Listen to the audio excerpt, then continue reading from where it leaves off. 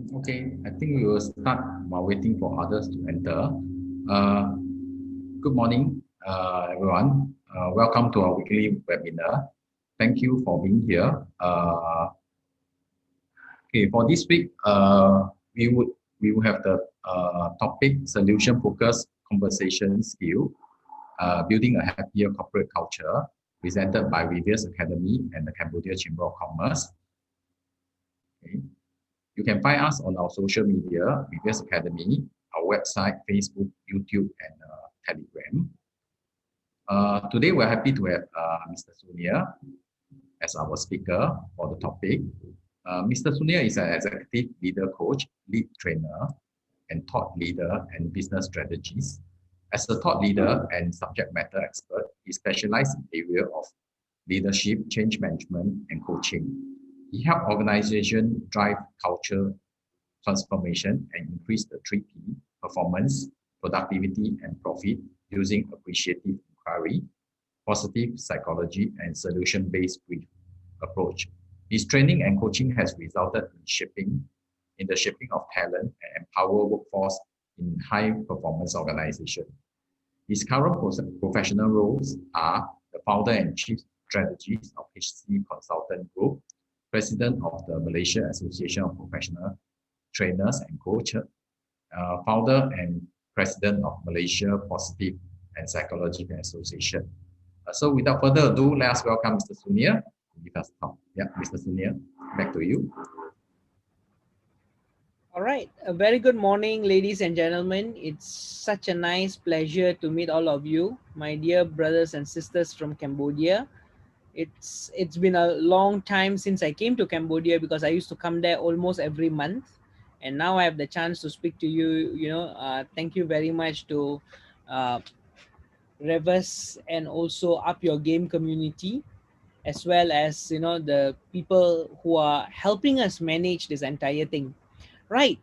So, first question I have to the audience here: do you think being happy at workplace is important? If it's a yes, being happy is important for you at workplace, just say yes in the chat box. Can you go to the chat box and say yes? Wonderful. All of us realize one thing: the purpose of our life is to be happy. We all want to work in an environment where there is so much of fun, there is so much of laughter, there is so much of happiness, because when we are happy, we will be able to create a positive energy around us, and as a result, we are able to make sure that we are more productive, right? So you have answered the first question very, very well. Is being happy at workplace important? We say yes. On a scale of 1 to 10, all right, how happy are you? 1, not happy at all. 10, very, very happy. Where are you now? All right, can you just put on the chat box? If you are 1, you can write 1. If you are 10, you can write 10, right? 5, 1, 5. Awesome. All right.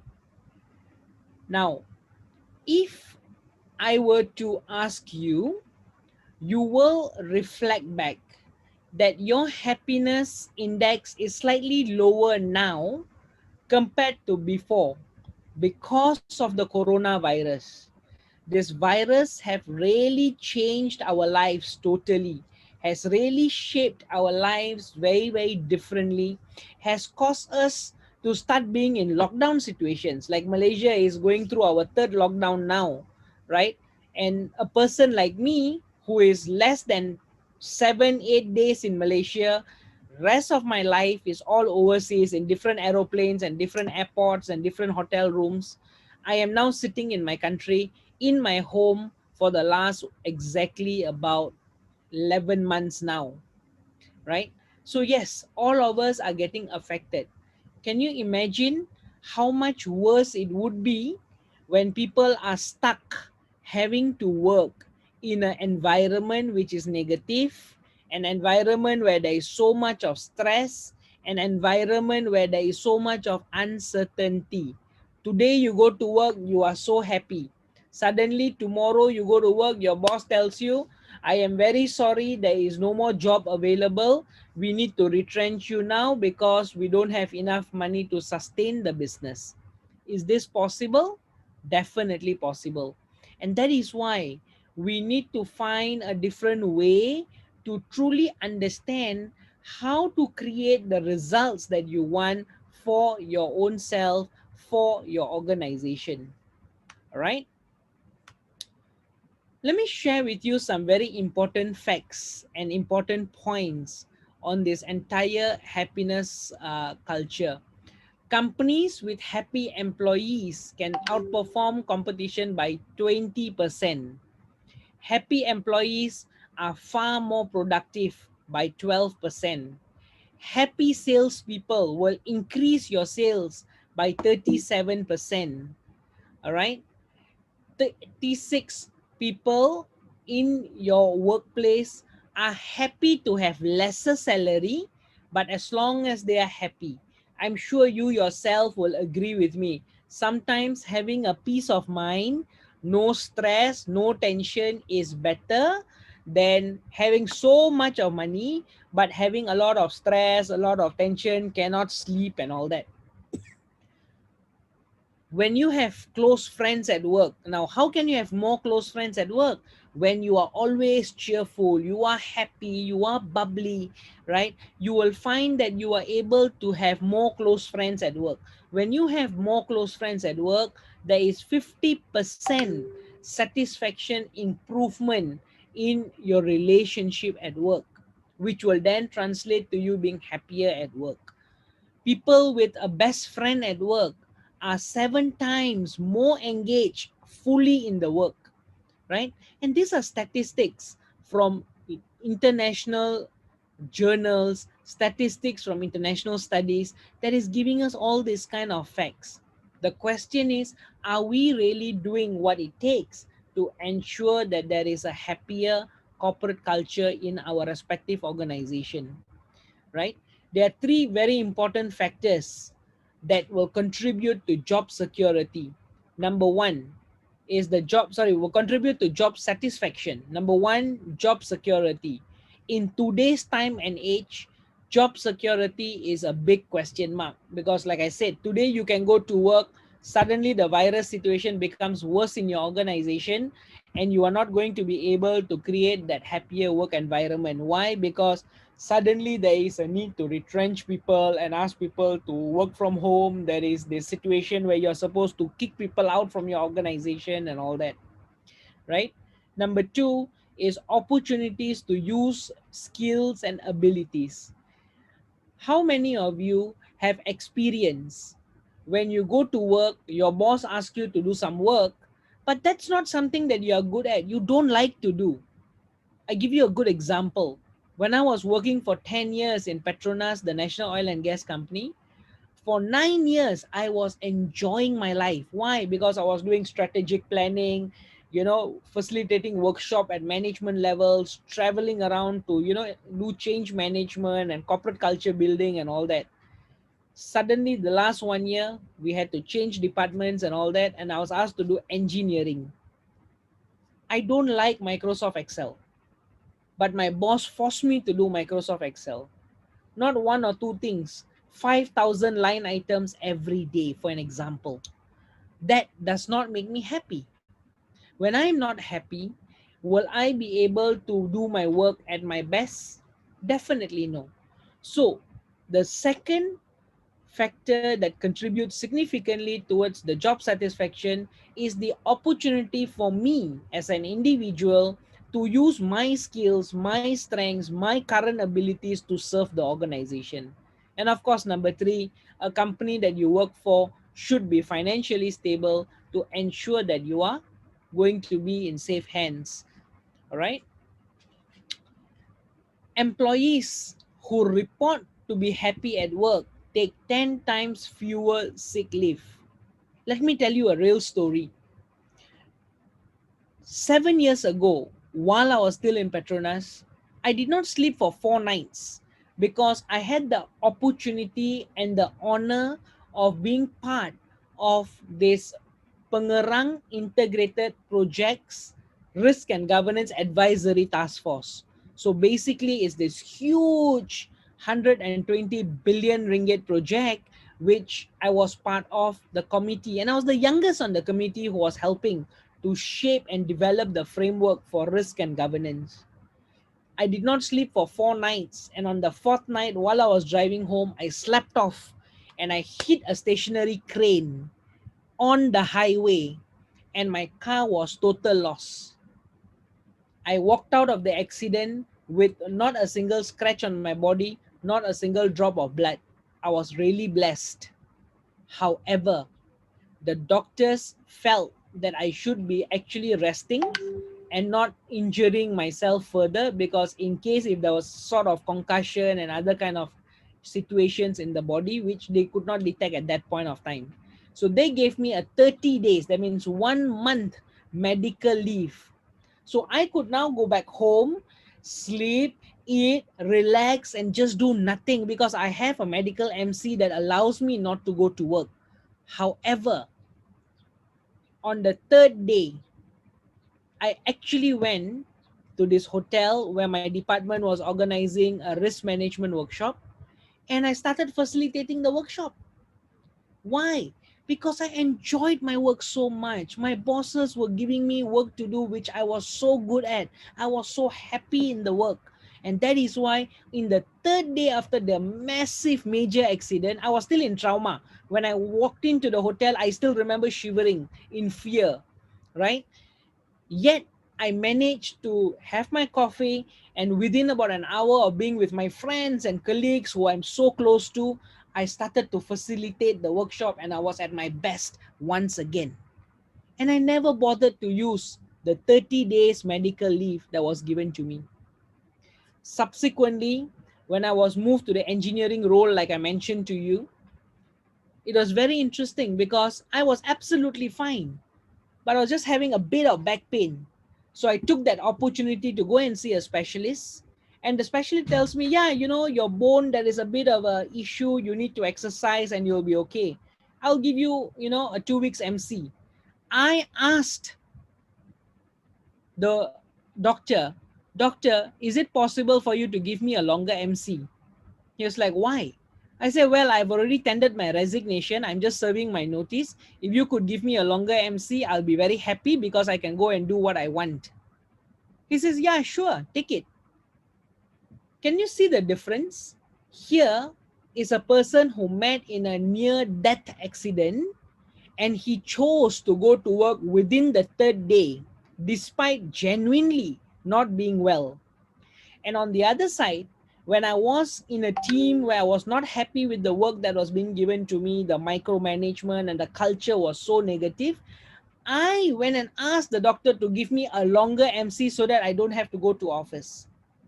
So it's a very powerful message here. Employees who are happier at work will take lesser sick days. They will come to office, they'll be so happy, they will perform, and eventually you will find that they are really giving you the profits, the productivity, and the performance that you want to achieve your organizational goals, right? Dear friends, happiness, it's not something that happens overnight. Happiness is a culture that you must create in the organization. Happiness will come when the culture of happiness can see a positive effect, okay, in people's life while working, which will in return give you bigger profit. Happy people, more money. Less happy people, no money for the company. In very simple words, I would say. All right. So there's this guy called Sean Aker who did 10 years of research on the topic and found that happier employees, okay, increase the productivity by 31%, increase the sales by 37%, and increase work accuracy by 19%. When people are not happy, they will get your work done because you are the boss, you are paying salary, they will listen to you. But at the end of the day, they will not give you their best. They will do work like in the Malaysian Chinese context, they say chin chai. Chin chai simply means do it for the sake of doing, but don't know whether it's done nicely or quality or not. All right. So can you see, after 10 years of research, it is already clearly proven that you can increase productivity by 31%, increase sales by close to 40%, and increase work accuracy by about 20%. All right. And these are the 7 different principles of positive psychology that allows that success and performance at work. Number one, where you tap onto the happiness advantage. All right, that's the principle number one. Principle number two is to change the outcomes with your fulcrum and your lever, meaning you do something small that will have a big impact. All right. Number three is to create a positive Tetris effect, which is the mindset where everybody comes to work and like, hey, I want to do this, let's do this, let's do that, let's be happy, let's create this, let's do more for the company, let's create more value for the company. All right. And then you got something called fall upwards, right? You regain control with your Zorro circle, that is your inner circle of team. And then you transform habits with something called the 20-second rule. Can you imagine you can change people's habit in 20 seconds? All right. And finally is to invest in the social support. So these were the 7 happiness advantage or principles that Sean Aker actually introduced. All right. Ladies and gentlemen, brothers and sisters, I am sure each and every one of you who are here today are looking for good results. Results in the form of performance, results in the form of profits, results in the form of productivity for your company. And at the end of the day, what do you really want? You want to be able to see that this productivity, performance, and profits will result to a business growth, will result to an increased sales, will result to increased profits. What will determine your results? Actions by your team members, actions by the community, actions by your employees and your managers will determine the results. But hey, I have one question for you. Where does their actions come from? Their actions comes from a set of beliefs, a set of beliefs about you as their leader, about your organization leadership team, about the people that they are working in, and that beliefs that they have will now drive their actions, and their actions will generate results. But I have another question for you. Where does these beliefs come from? Right? Beliefs comes from experiences. So experiences that you create for your team members, experiences that you give to your subordinates, to your peers, and to your leaders will determine and shape the beliefs that they will have about you and the organization. And that beliefs that they have will be something they will hold on to. And that is what will drive their actions and then the results. So, what you see on the surface is just the tip of the iceberg. What you see is the results, and what you see is the actions. 10% is what you can see. 90% of it is something that you and I have no access to. We have no information of how and what is happening in their mind. All right. So remember, experiences will shape the belief, Beliefs will shape the actions, and actions will now shape the results that you want. All right. So this is how we need to be so mindful that when we are in an organization, we must do our best as leaders to bring the most positive experience, bring the most, encouraging and enriching kind of experience, so that it will change the results that we want in our organization. All right. Before I go on, I would like to just ask you if you have any questions for me.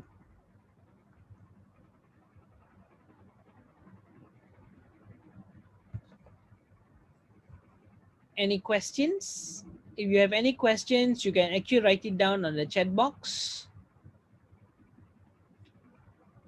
All right. Let me go on.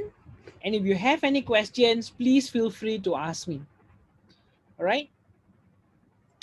So, in every organization, there's always a group of people who very often operate below the line behaviors.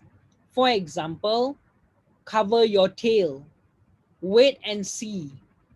I'm confused, I don't know what to do. Not my job, his job, her job, that department's job, right? Ignore and deny, okay? And then finger pointing, the blaming culture, right, will continue to be there in organizations until we do not change the kind of conversations we have in the organization. What do we really need to do? We need to build more accountability. We need to drive accountable behavior. And the way to do it is to have more solution focused conversations. Solution focused conversations are above the line conversations which will help your and your organization achieve your desired results. All right. So you want people to see something, you want them to own it, you want them to solve it, and you want them to work on it. All right. Above the line behaviors are behaviors where people see something, they will immediately say, all right, never mind, I will get this done. All right. If there's a situation or a problem, don't worry, I will take care of it, boss. All right. I will do it, boss. So that kind of attitude is what you want in your teams. All right. So to move people from below the line to above the line behavior, what is really important is to make sure you change the way you speak to them. What do I mean by that? Simple.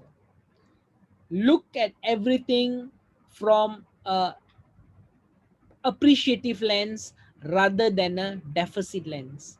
A deficit lens means you look from what is not working. Why is the problem there? What is the root cause of the problem there? Instead, look at it from a positive lens, and now try to appreciate people more. Try your best to give them more compliments. Try to make them feel good.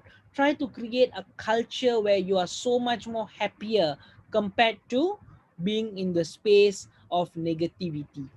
All right. In order to do that, what we really need to do is we need to reshape, remold, and redefine. So this is the 3R that we need to do. We need to reshape, we need to remold, and we need to redefine our organizational's conversation so that we are focused on 2S. Number one, strengths, and number two, solutions. So we must now learn how to focus on the strengths of people in your team. We must not look at somebody and says, hey, you are not good at this, hey, you are not good at that. We should be looking at people and saying, hey, that is your strength, let's get you to do ABC, because you are now going to be using your strength to do that.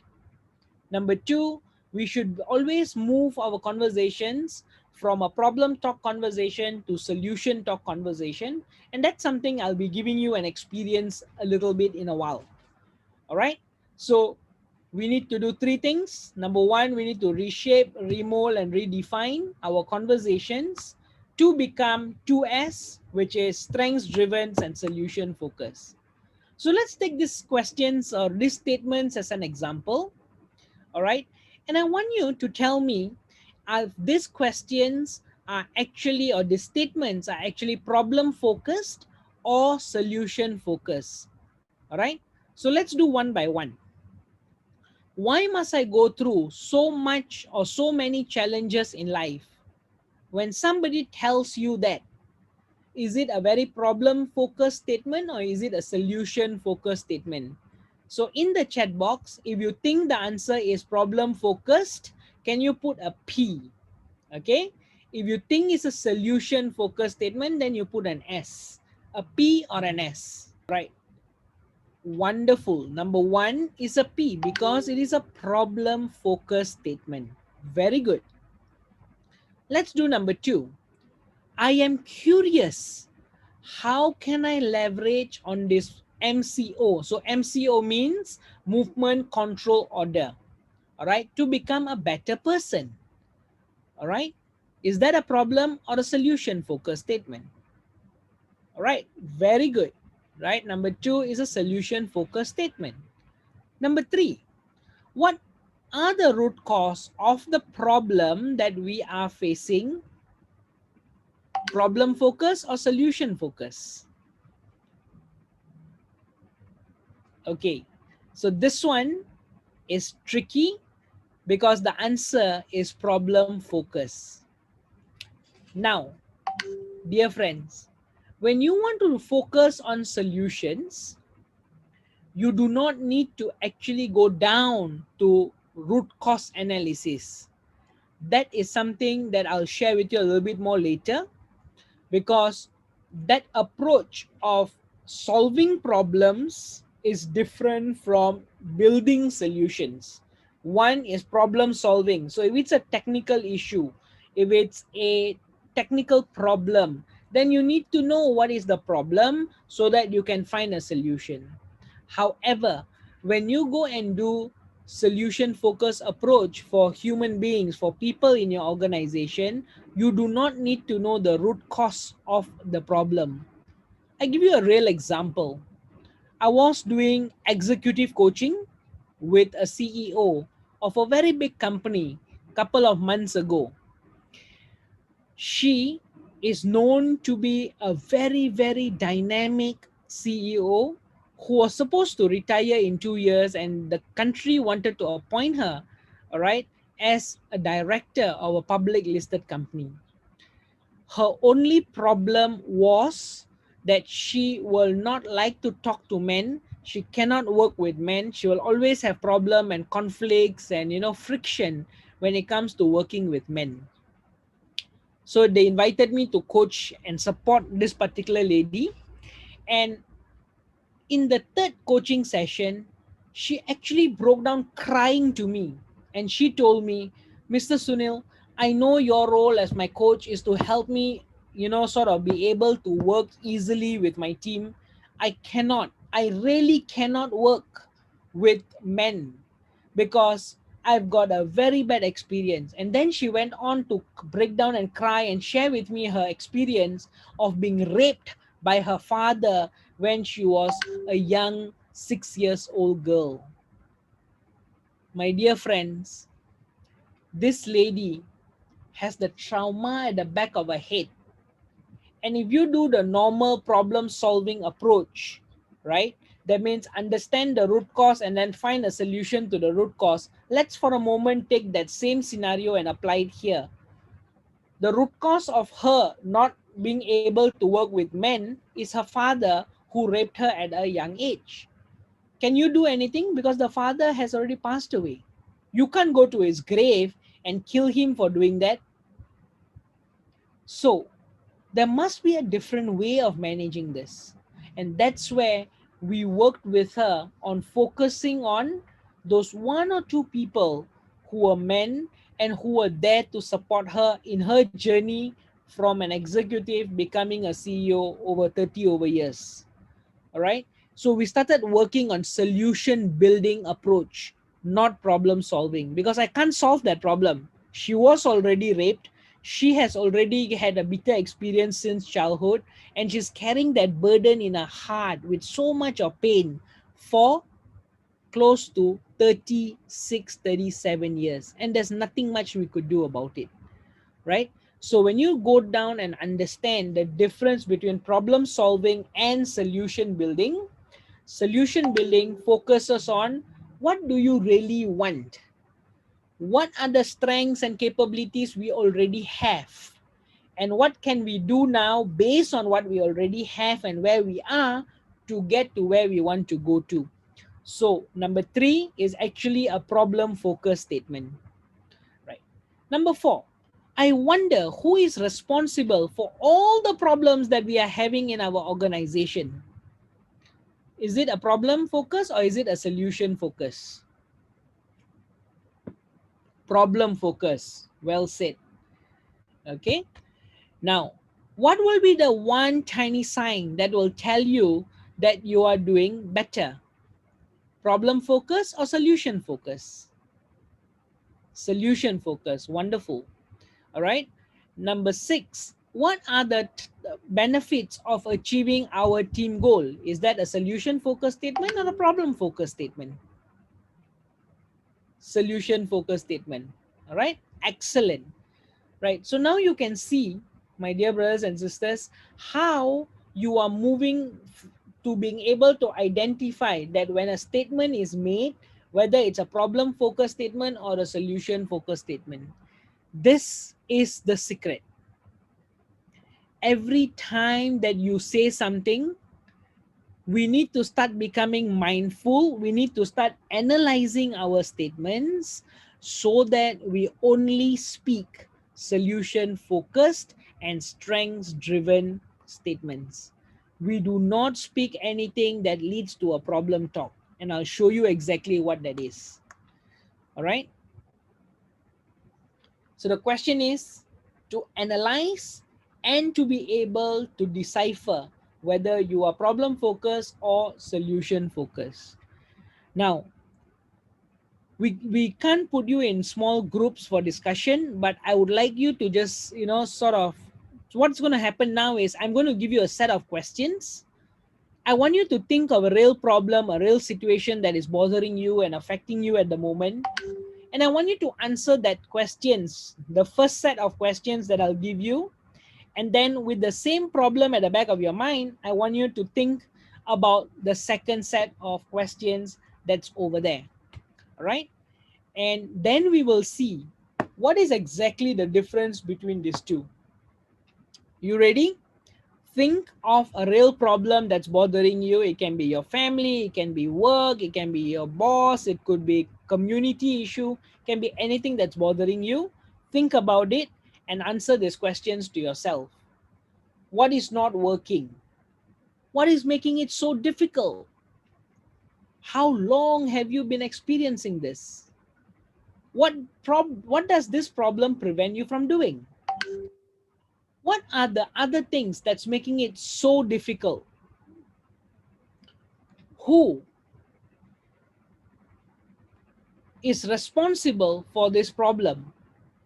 All right. How will you feel when you cannot achieve this? So I want you to spend about a minute or so to think of all these answers very quickly at the back of your mind. Okay.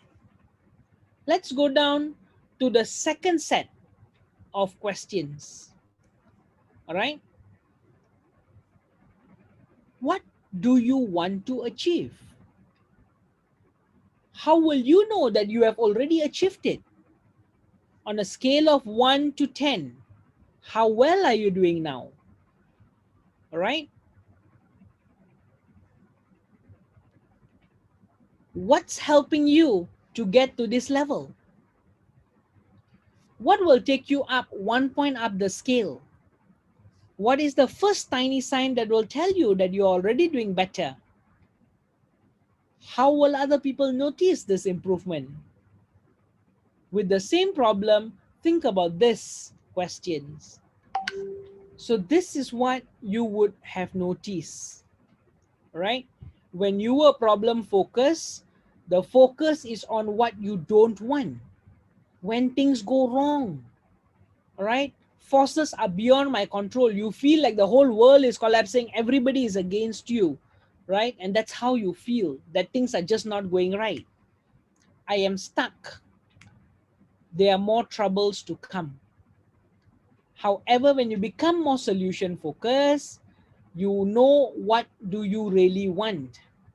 When things go well, forces are within your control. I am progressing and there is positive possibilities. So you will see a huge difference in the language, in the emotions, in the feelings when you move from being problem focused to being more solution focused. Let me sort of give you more facts and experiences. When you talk about problem, you focus on the problem, you focus on what is not working, you focus on your weaknesses, you focus on what isn't wanted, you focus on what's going wrong and the causes of problem. However, when we move to become more solution focused, we focus on solutions, we focus on what is working, we focus on strengths, we focus on what is really wanted, we focus on what is going well, and we focus on the actions towards a preferred future, towards our goal, towards what do we really want. Now you may ask me, Sunil, how do you know whether these people or the people that I'm analyzing the conversations are actually problem focused or solution focused? Easy. You just have to analyze and observe the words that are being said. So when they say words like yes, but, that clearly tells you it's a problem talk. Why? So let me give you a good example. Let me just assume that I'm talking to one of the participants here called Vadana Ban. You are such an incredible and an amazing employee. I really like the work that you're doing, but you have failed to come to work on time, you have not completed your reports on time, you have not done this on time. And then they will go on and on about what is not going well, right? Versus when you are more solution focused, this is how your conversation will go. Vadana, I am so impressed by the work that you are doing, and I really admire your leadership at work. And I would like to recommend you to consider coming to work on time, to submitting your reports on time, and I'm sure you will be able to do it. Can you see the emotions? Can you see the difference in the feelings that the person will go through when you're having a conversation, right? One, you start positive, but it becomes so painful and negative at the end because the word but over there. However, when you use the word yes and, you are not saying whatever was said earlier was bad. I'm saying all that is good and I want you to do something better, right? Second word, people who are problem focused, every time you ask them something, their standard answer is cannot, cannot, cannot, cannot, cannot. And when you ask somebody who is always solution focused, can, no problem, let's give it a try, let's do it, 可以，一定可以的, that's in Mandarin. All right. And then when you talk about people who are problem focused, always will ask you the why. Why must I do? Why other department cannot do? Why me? Why me? All right. And then words like if, problem is, sigh, forever. Ayo, hiya. You see, when you are more solution focused, you always ask, how can we do something? So it's always the how question, the when question, why you are target setting. All right. The imagine question. Imagine is always about trying to say, hey, imagine you have achieved your goal, your business revenue have improved. You get what you want. How will it look like? And then you always acknowledge people by giving them positive affirmation, positive feedback, words like wow, amazing, wonderful, awesome, and making them feel good.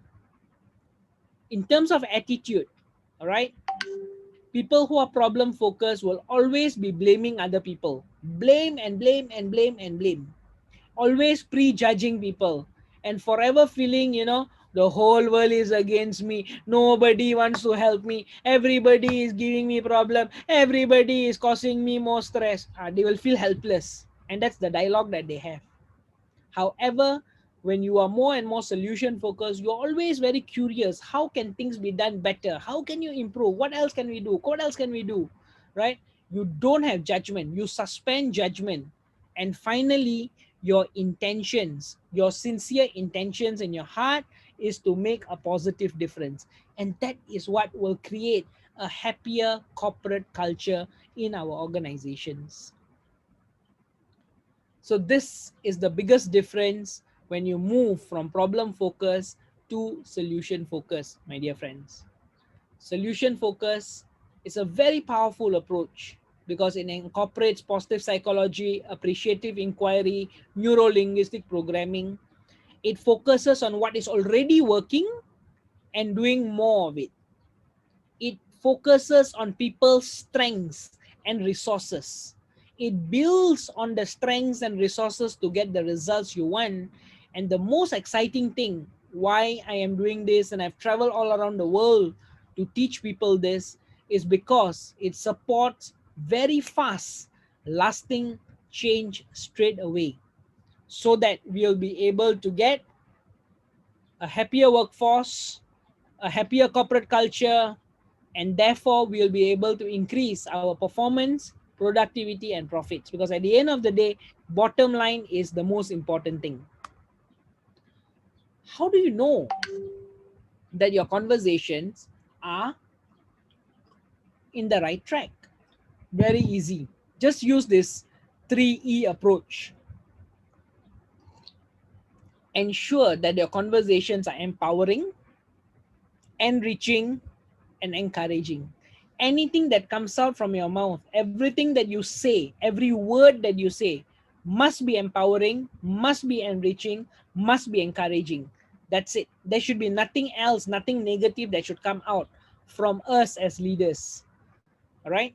Remember, your words will form your world. All right?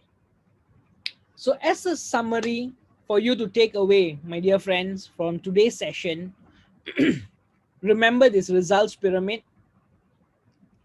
The results that you want will be dependent on the actions that you take.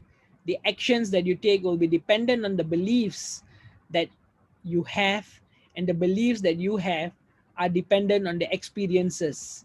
So imagine if you are continuously being given positive experiences, your beliefs will change, your actions will change, your results will show. All right, so focus on creating more positive, engaging, enriching, empowering experiences. And remember, strengths driven, solution focused conversations will help us to lead to greater accountability, more possibilities, and lots of innovation. All right, and by virtue of that, you will be able to help allow people in your teams to be more passion and purpose driven at work, leading to a happier corporate culture. And at the end of the day, like I repeatedly say, it's about increasing the 3P: performance, productivity, profits. That is all that matters. Focus on shifting your conversation to be more strengths and solution focused, so that you'll be able to achieve your goal of performance, productivity, and profits. Dear friends, my dear brothers and sisters from Cambodia and Singapore, let us be that one tiny drop that creates positive ripple effects around us, because we lead by, we rise by lifting others. And I very, sort of for many years, right? I've been a speaker for the last 19 years of my life, traveling to so many different countries to speak. I always leave everybody with this one quote, which is, let us all aspire to inspire before we expire. Let us all do our best to create as much happiness around us, as much of positivity around us before we all die. Thank you very, very much. And I definitely had a wonderful time connecting with all of you and sharing this, solution focus conversation skills to create a happier corporate culture. If there's anything I could be of help, feel free to reach out to me and connect with me on LinkedIn. Thank you so much. Okay, thank you, Mr. Sunil. Thank you so much for everyone that presented in this webinar. So me, Lamont, instead of Mr. Nai, come here to moderate for this webinar. So if any question, please feel free for writing in Q&A box. So Mr. Sunil stay here will be help you to answer your question. So this course is very, very important, I think. And for me, I learned something from this course also. Even it's short time, but we are learn some more from this course. So please write down your Q&A if you have any question. So we are wait for the question if you have any question. For me, Sunil, I have one question myself. Okay. You say that about the positive. So you mean that we are so look to all the people around us in positive thing, right? Yes. So even they attribute, even the activity is a kind of bad activity, but we are seeing in positive way to them. Sorry, can you repeat that part? It's like that. Should we look to the people around us in a positive way? Yes. So what, like if somebody is like, he is a bad guy, he is not a good leader or something else, but we are still have this positive thing to him or what? You see, there is no such thing as bad people. People are all good, but the circumstances and the experiences have made them create new beliefs, which has made them look bad, and that's why you feel that bad, right? So All right, all of all us, right. when we are born, we are all good people. However, there must have been some very bad experiences, some very negative experiences in our life, be it from birth or be it our family, be it our society or something that has made us bad. So the way that we should address it is not to treat the bad person bad, but we should treat the person with so much of love that the person will eventually want to continue to go back to the original self, which is good. Because you, as a leader, are making that person feel good. You are continuously creating positive impact on that person's life. And because you are inducing so much of positive, the person will eventually change. Like they always I say, see. when you have a problem or an argument with your partner, right, instead of fighting and all that, one person must let go of that and immediately start showering more love. The more and more care and love that you give your employees, the more greater your positive impact will be. So I would discourage us looking at anybody from a lens of bad eyes, bad person, and all that. No, to me, I think everybody is good. Just that experiences and bitter experiences and moments in life that has made them do things differently, and that is why we think that they are bad. But if you really go and sit and talk to them, they are not bad people. And I tell you this because in Malaysia and in certain parts of the world, I do a lot of different youth empowerment programs, community service programs. I have sat down and eaten with gangsters. I have sat down and eaten with drug addicts. I have spoken to them and I realized that they are not bad people. But circumstances and the society, the way we treated them, has made them look like they are bad people. What they sincerely need is a sincere heart to help them, a heart to give them love and hold their hand so that they can come back to the society. When they come back, I see. we must treat them with love and continue giving them the opportunities and not have the stigma that they are bad people. So even in organization, when somebody does something, which is not part of the norm, you may want to really ask them and have conversation with them about what is it that's bothering them, rather than looking at them, oh, you are a bad person. That's why you remember this part when I shared with you, right?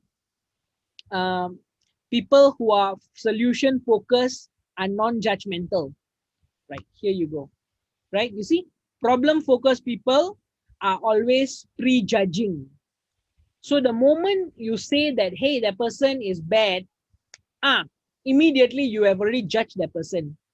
But that is when somebody is operating from a problem focused perspective. When you move towards becoming more solution focused, you suspend judgment. You will look at the person from an appreciative lens. You remember just now I also showed you something called appreciative lens and deficit lens. Here you go, right? So appreciative lens and deficit lens. Deficit lens means you look at someone and you find all the not so good things about that person. But when you look at the same person from an appreciative lens, you will look at it and say, hey, this person may have its weaknesses and all, but there is one good thing. See, the issue with our community and society around the world is this. All right, like I said, I've traveled to more than 47 countries. Okay, spoken to more than 200,000 people. I can tell you this. We live in the world where you can do 100 good things, 100 positive things. However, one time you do one small mistake, one time that you behave differently or negatively, people will immediately take the most expensive microscope and zoom into your one negative thing. They don't bother about the 100 good things that you have done. They are only bothered about that one bad thing you have done and make that look so big. That is what we want to stop in organizations. We want to help people understand that they should now look at everybody from an appreciative lens and not from a deficit lens. Look at the one good thing, that even if the person has done one good thing and 10 bad things, look at that one good thing. Magnify the one good thing so much so that person will feel, oh my God, yeah, I must continue doing good. And this is a one culture. When I went to South Africa, I learned about them. It's called Ubuntu. So when a young person, okay, Ubuntu, U-B-U-N-T-U, okay. So let's say there is a young boy who has gone to the village and then he goes and steals something because he's desperate, right? You know how poor certain parts of South Africa is, right? Instead of, the tribe shouting, scolding, punishing the boy, the whole group will come together and they will continuously shower that person with so much of love and positivity until the person will feel so regret of doing what he has done and he will change. So that is the secret weapon. That is what we want to do. We want to look at people from a positive lens. We want to look at people from an appreciative lens. We want to look at people and highlight their goodness rather than their weakness. The very moment organizations can start moving in that direction, you can trust me that we'll be able to change the corporate culture. And that is why shifting people's conversations from a problem-focused conversation to a more solution-focused conversation, from a deficit conversation to appreciative conversation, will change the entire world around the organization. And that is why this is a very powerful program. And I've done this for more than 3,000 over people in 4 or 5 different big organizations as part of their culture change. And they are tremendously delighted by the positive impact that this has created. So, yep, that's to answer your short question. Yeah. really good answer and full detail for this answer. Really. Okay, I see that no question from our participant. Okay, so I will go back to share my slide. Sure, let me stop sharing here. Okay. Just hold on. Okay, you see my slide, right? Yes. Okay, so I just to remind to all participants again. So all participants that join us for today, you can find out more in our social media like website, Facebook, YouTube, and Telegram. So all the QR code you can scan and then join us to find our next webinar. And also you can find for the video for our last webinar. Also, really thank you so much for the sharing, and then appreciate for your kindly sharing, Mr. Sunil, and also thank you so much for all participants that join us. So we hope that we have time again and meet you again for our webinar, and also we hope that we can meet each other in Cambodia when COVID-19 is gone. So, and all participants maybe meet him for next webinar. Okay. So thank you so much, Sunil, and thank you so much for everyone here. Thank you so much. Have a nice day. Thank you so much. Bye-bye.